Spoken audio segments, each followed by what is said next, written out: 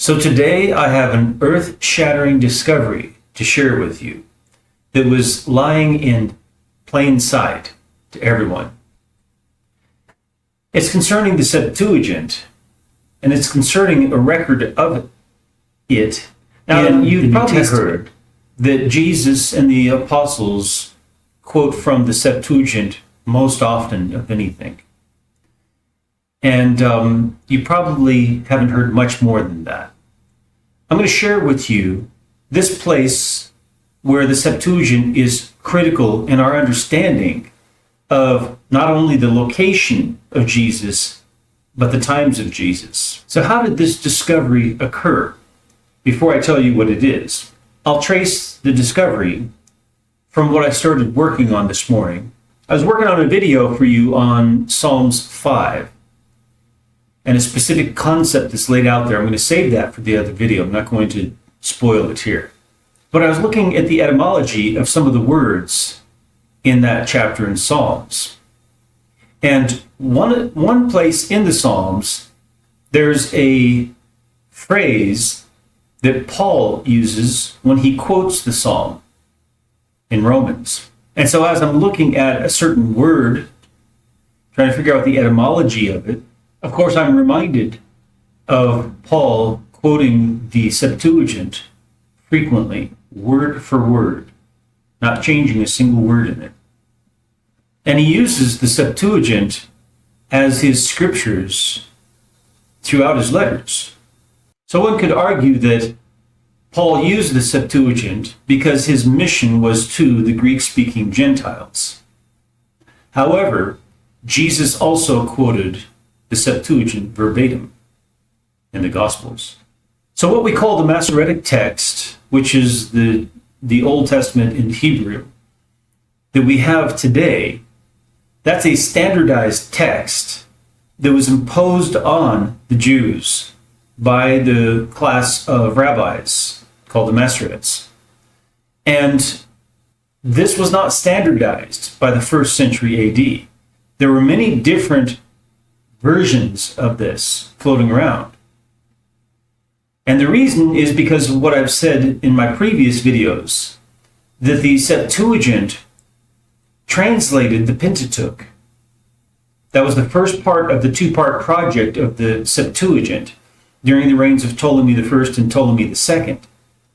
The translation of the Pentateuch from Hebrew into Greek was done under Ptolemy I, towards the end of his reign. And then when his son took over, there was a second part to the project, or rather a second project that was begun, where they were collecting the oral stories and traditions of the Jews that were to eventually become the other books of the Old Testament.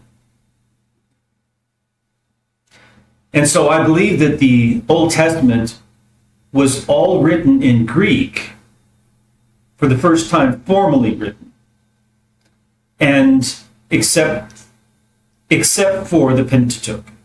I believe the Pentateuch was written in Hebrew. They had access to that, and they translated that. But in that second stage, they were gathering the oral traditions and stories of the other books of the Bible that they were to write into Greek. And then the Hebrews, the Jews, after that, were basically ashamed that they hadn't written these into a formal writing, and here it is in Greek. So now they're trying to gather the oral traditions of their people into text. And so that's why I think we had so many versions of that, the Hebrew, floating around by the 1st century AD, but the Septuagint was well established by then. So when we talk about the Septuagint, you'll hear some people say, well, the Christians are the ones who made the Septuagint relevant, right? But no, the Septuagint was widely accepted before Christianity arose. And we know that from the earliest writings in the New Testament. They're quoting the Septuagint already, verbatim. And the Jewish Christian community used the Septuagint even before the Gentile mission of Paul. And the Masoretic text wasn't yet standardized. And so the New Testament writers weren't rejecting a single Hebrew text. They were using the authoritative text of their time that was well established, and that's the Septuagint. So here we are today when we read, like in the New King James Version or any version, quotes from the Old Testament. Then we go back and we try to, based on the cross-references listed in that particular Bible, we go back to that text in the Old Testament, we read it, and it doesn't match up. And many people have asked, well, why is that so? That's so because the Old Testament of these Bibles used the Masoretic text from around 900 AD as their source for their Old Testament translations, instead of the authoritative scriptures that were in place at the time of Jesus and the apostles, the Septuagint. And you say, well, why would they do that? Well, they would do that in order to distinguish themselves from the ancient churches. The Protestants did this. They chose the Jewish Masoretic text from 900 AD instead of the Septuagint in order to distinguish themselves even farther from the Catholic Church and the Orthodox Church, but primarily the Catholic Church. The Catholic Church used the Latin for their Old Testament translations. But before that, they used the Greek. And their list of books originate from the Septuagint. So in order to distance themselves the most, the Protestants had to stop using the Greek Septuagint and the Latin and depend on the Hebrew that was standardized 900 AD. And also accept the books that were in that source, the Hebrew Masoretic text. They rejected the deuterocanonical books that are called the Apocrypha by the Protestants. I'm a Protestant, right? I'm speaking from a perspective historically, okay? An objective perspective. Catholics, Orthodox, Protestants, okay? So don't, by me saying the Protestants, don't try to, imagine that I'm not a Protestant. I am a Protestant. Now, here's where we get to the interesting part. So Jesus, in Luke 4, verses 16 through 20, it says, so he came to Nazareth, where he had been brought up, and as his custom was, he went into the synagogue on the Sabbath day and stood up to read.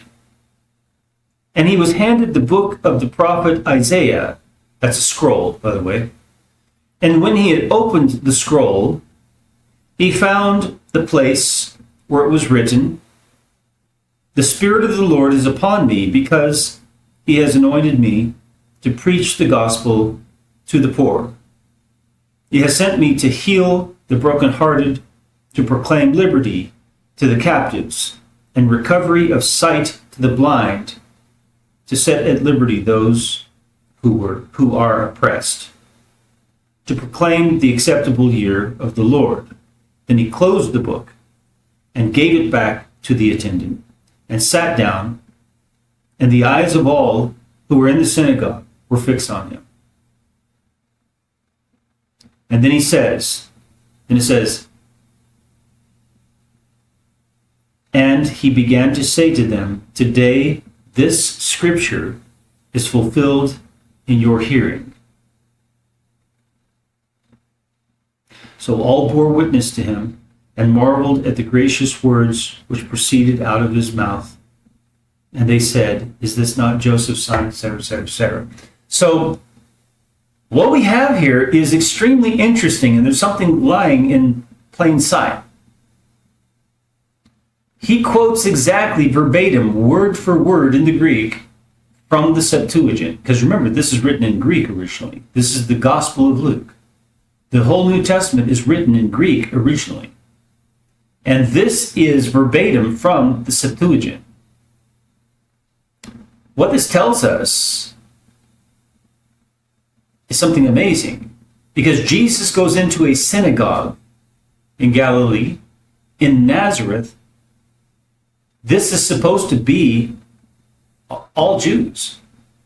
And he goes in there into a synagogue, that's a Jewish church, so to speak, He goes into the synagogue.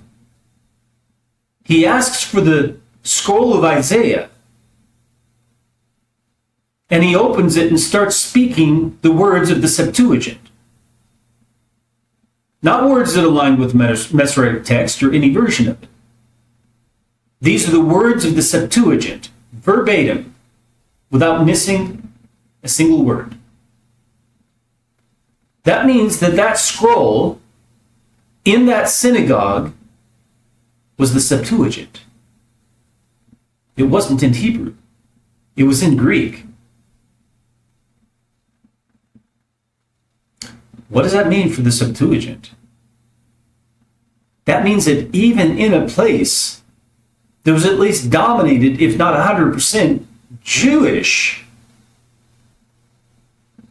they had the Septuagint as their official scripture in the synagogue.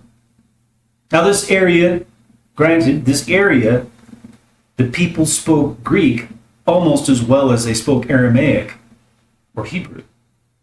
Some say this as well. But they had so much contact with foreigners. And the common language of that day was Greek. If you were a foreigner traveling, you could speak Greek and get around and do business. And even the military took care of business in Greek. Notice that no one objected to his wording, his reading of the Septuagint text. No one there said, hey, that's not the official text. That's not Hebrew. That's not the Bible. Jesus treated it like the Bible. The synagogue treated it like the Bible. And those hearing it read treated it as Scripture. Therefore, the Septuagint was Scripture and was considered more authoritative than the Hebrew text, because that's what they chose to have in their synagogue. Now, it could be that those texts were following a tradition of copying the other authoritative texts that had already been established before that were in Greek as well, going back to the original second project, where they gathered together the stories and wrote them down for the first time in a formal writing called the Septuagint. And it also proves that the Hebrew text had not already done that. They were doing that. They were in the process of this. Doesn't mean they didn't use Hebrew text. Hebrew text did exist, but there was no standardized, formalized Hebrew Old Testament. The synagogue scrolls were not individual possessions. In ancient Jewish communities, scrolls were rare, expensive, and collectively owned by the synagogue. Synagogue is a gathering place together. That's what it means. Public gathering place. Since the LXX scroll, Septuagint scroll, was housed in the Nazareth, I'm reading my notes. Since an LXX scroll, a Septuagint scroll, was housed in the Nazareth synagogue, it was deliberately chosen and maintained by the Jewish community. And notice when he asked for the scroll of Isaiah, they gave him the Septuagint scroll. They didn't ask him which one. That means that there weren't the Hebrew and the Septuagint. It meant they had the Septuagint, and that was considered the scriptures. It also shows that the Septuagint was not just for diaspora Jews, Jews that were dispersed outside of Jerusalem, outside of Israel. It shows that it wasn't just for them, that it was considered scripture by Jews inside of Israel. So some scholars argue that they had that many of the Galilean synagogues likely had the Greek scriptures alongside Hebrew scrolls, but that's disproven by this. They don't ask him which one he wants. Also, since Jesus is a Jew, why didn't they hand him the Hebrew scriptures and let him choose the Greek if he wanted? That implies clearly that they did not have the scriptures in Hebrew in that synagogue in Galilee. The Septuagint, this is what it means. The Septuagint was not just a missionary tool for the Gentiles. It was used in Jewish worship in synagogues. Greek-speaking Jews in Galilee had access to and accepted the Septuagint as scripture. Jesus did not introduce something foreign. He read what was already in the synagogue's possession and treated it as scripture. Without question. They didn't question him at all about what he wanted to read from. We also see from this that the New Testament's reliance on the Septuagint is rooted in existing Jewish practice, not later adaptation for Gentiles. Using the Septuagint as scripture was already an well-established Jewish practice. That's what this shows. It was already considered authoritative before Christianity because they're housed in those synagogues already at the time that Jesus comes and reads. It wasn't a later adaptation for the Gentiles. The physical scrolls in the local synagogue in Galilee had the Septuagint, not some Hebrew text, as the official scrolls of the Old Testament, the scriptures, the Bible. That was the Bible at the time. This shows that the Septuagint wasn't just a side translation. And that's why I say the reason that they accepted that as scripture is that it was the only one in 250 BC that had written down those oral traditions and histories into a formalized text. And therefore the Jews used that, even in Israel. For the Pentateuch, it's likely different, because the first part of the project of the Septuagint was translating the Pentateuch, the first 5 books of the Bible. They called it the Law of Moses, even though it includes more than the law. Now notice that he's quoting the Septuagint verbatim. That means that even if he had been speaking Aramaic when he came into the synagogue, when he asked for the scroll, what he was reading was in Greek. And the people who were there understood it. Not only that, Jesus spoke it.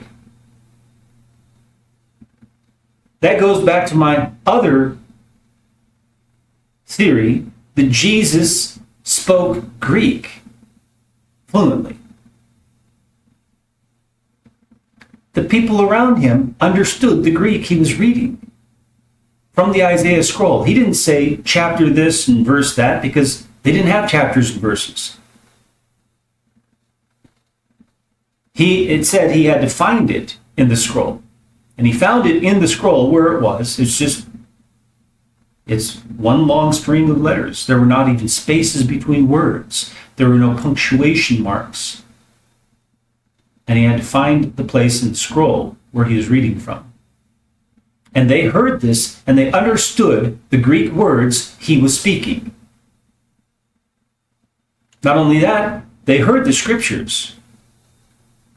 Every week they heard the scriptures in Greek, because that's the version they had in that synagogue. So clearly the Septuagint was not a Christian adoption.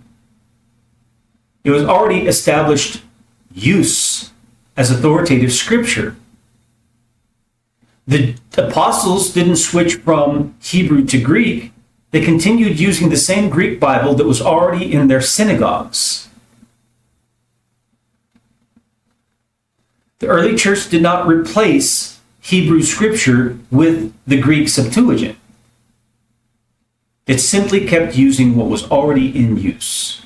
So, we know the Septuagint was physically housed in synagogues in Galilee during Jesus' time. We know that the Jewish communities in Galilee used the Septuagint as their primary scripture, not just the Hebrew text, and sometimes not even at all the Hebrew text. The Septuagint was already accepted as authoritative Jewish scripture before Christianity. And the early Christians didn't adopt the Septuagint. They inherited it from Jewish synagogues that already used it. This is a game-changing discovery. It fundamentally reshapes our understanding of Jewish scripture use in the first century and proves that the Septuagint was not just a Greek translation for Gentiles. It was an official Jewish Bible, even in Palestine, even in Israel.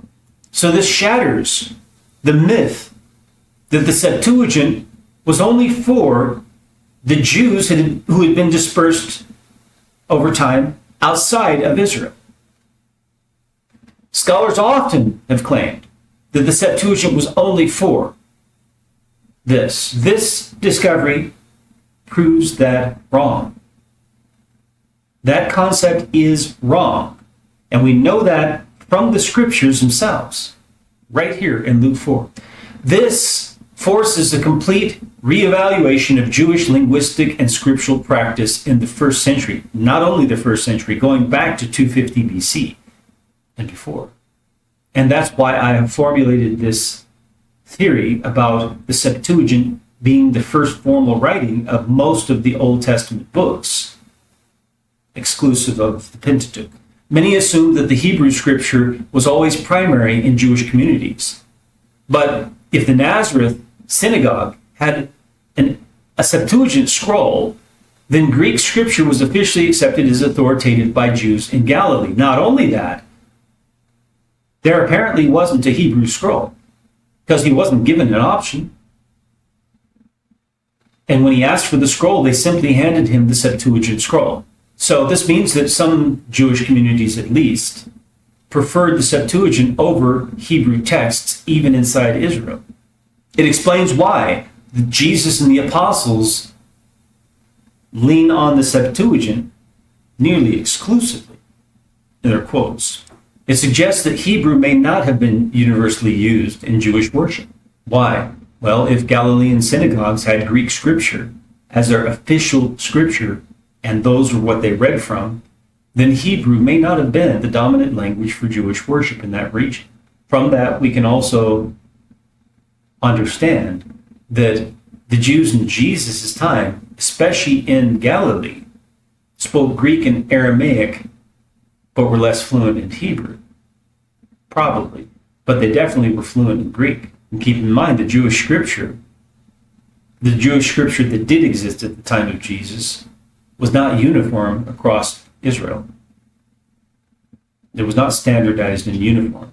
So many argue that Christians adopted the Septuagint later to justify their theology. This disproves that. They inherited it from the synagogues that were already using it.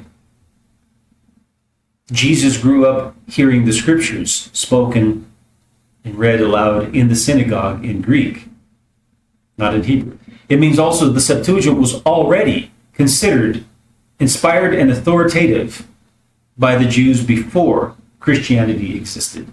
This is not a minor detail. This rewrites what we thought we knew about the Bible in the time of Jesus. Septuagint was physically housed in Jewish synagogues in Galilee. Jesus read from a Septuagint scroll, proving it was an authoritative text inside of Israel. They didn't ask him if he wanted to read from a Hebrew scroll, and they didn't, by default, hand him the Hebrew scroll. When he asked for the scroll of Isaiah, they handed him the Septuagint scroll. Greek scripture was not just for the dispersed Jews, it was also for Jews in Jesus' own region. The early church did not switch to the Septuagint. It inherited it from the Jewish community in the synagogues. And Hebrew scripture may not have been universally dominant in all Jewish communities. This is huge. This is perhaps one of the most important discoveries about early Christianity and first century Judaism in decades. So I leave you with that. What an amazing discovery. This lying right here in front of us in the scriptures. And we don't see it. And today, this morning, the Lord revealed this to me as I'm reading. Slow down, look, Yes, sir. This is why we are using the Septuagint. So now this is one more reason to reinforce our decision to use the Septuagint as the source for our Old Testament scriptures in the rooted word Bible. And not only that, I'm actually verifying letter for letter the text from the oldest Bible in the world in any language as I check my digital text of it. And there are some problems that I'm having to correct as I go that actually make a significant difference in the text itself. And so even the people who copied what they saw in that physical Bible in Greek, even they tried to standardize. And rather, it was done before that, even before we even had computers. When they made a copy of this and then printed that out, that was Brenton, Sweet, and Ralph. Those are the three main ones. And as they did that, they standardized the text and corrected those as they saw misspellings. They're not misspellings. So I've gone back and I've done the lexical research and found out they actually are meanings that change the text, sometimes in subtle ways, sometimes in significant ways. This is some of the work that I'm doing before the translation process.